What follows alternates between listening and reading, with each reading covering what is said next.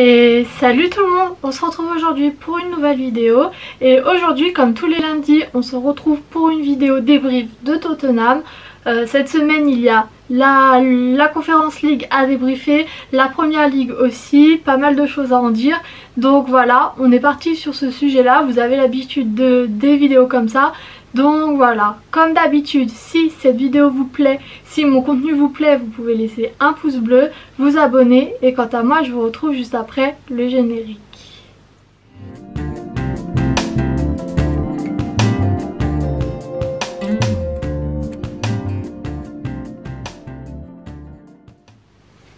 Le sommaire de cette vidéo va être un sommaire classique et le même sommaire que j'ai fait sur de précédentes vidéos, parce que dans un premier temps je vais revenir sur le match face à Vitesse en Conference League et ensuite je reviendrai sur le match face à West Ham en Première Ligue.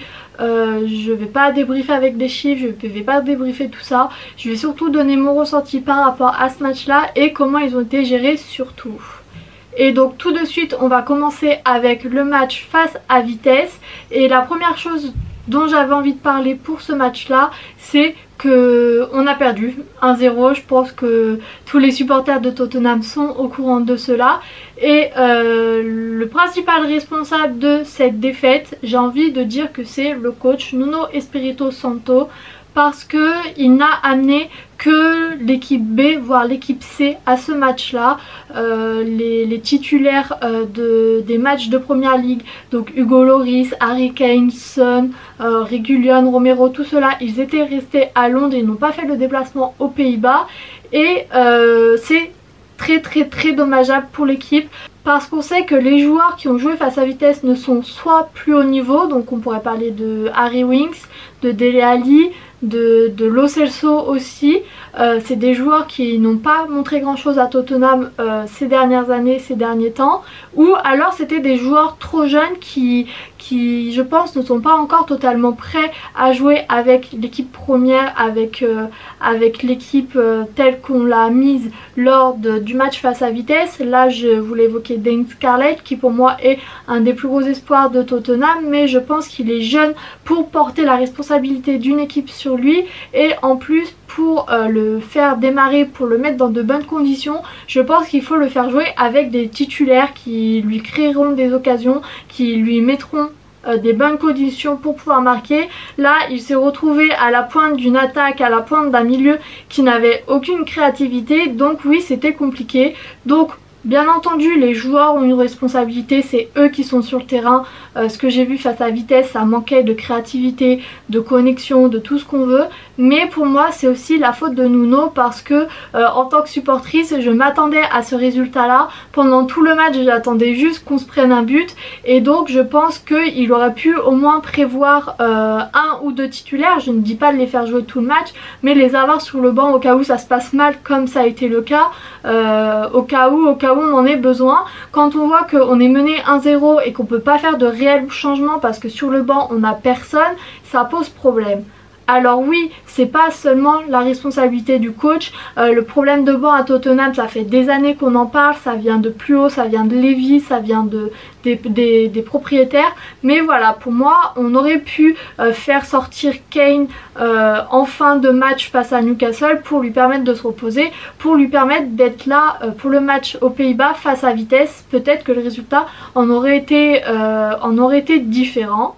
Pour finir sur cette partie sur la Conference League, j'étais très déçue de la manière dont on l'a abordé, de la manière dont Nuno Espirito Santo l'a abordé, parce que la Première Ligue, on sait très bien qu'on ne réussira pas à gagner la Première Ligue cette année. On sait très bien que c'est pas possible, même le top 4 ça paraît un peu compliqué. Les coupes anglaises, la coupe de la Ligue anglaise, la coupe anglaise ça va être compliqué aussi, parce qu'on a les mêmes équipes qu'en Première Ligue. Donc pour moi la Conference League c'était vraiment un moyen de gagner un trophée.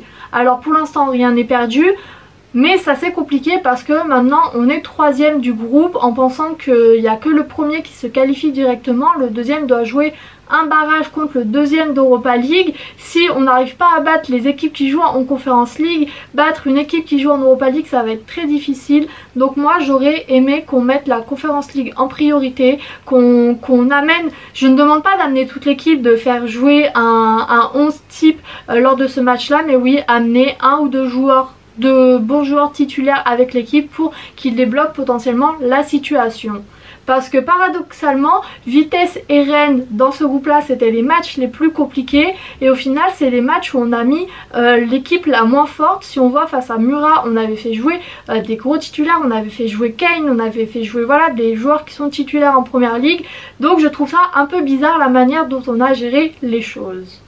Voilà pour le match face à Vitesse, ça a été une grosse déception, mais les déceptions avec Tottenham ce n'est jamais fini. Donc maintenant on va aborder le match d'hier face à West Ham en première ligue. Et là, première constatation, on a voulu laisser reposer les titulaires pour le match face à Vitesse pour qu'ils soient à fond avec West Ham.